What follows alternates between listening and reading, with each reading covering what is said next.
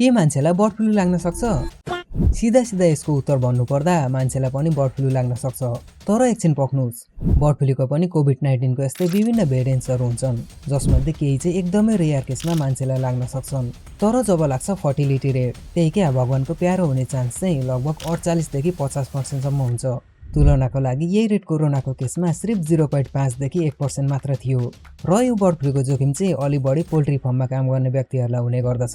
बाँकी तपाईको साथी पनि होमवर्क नगरेर सधैँ मुर्गा बनिन्छ भने चाहिँ अलि जोगिनु होला।